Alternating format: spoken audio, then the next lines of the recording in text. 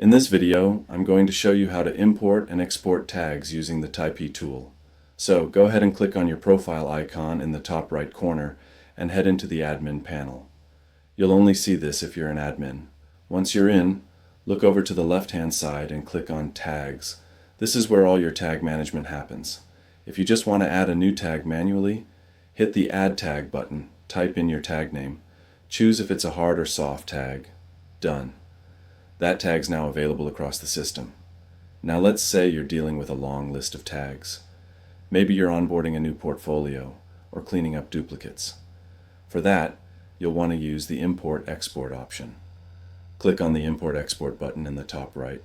First, export your existing tags by going to the Export tab. That'll download an Excel file with everything, all your hard and soft tags, across that selected portfolio. Use this as your master list. You can rename tags, clean things up, or prep new ones based on your internal structure. Once your file's ready, go back to the Import tab. If you're starting from scratch, download the template first. That way you're using the right format.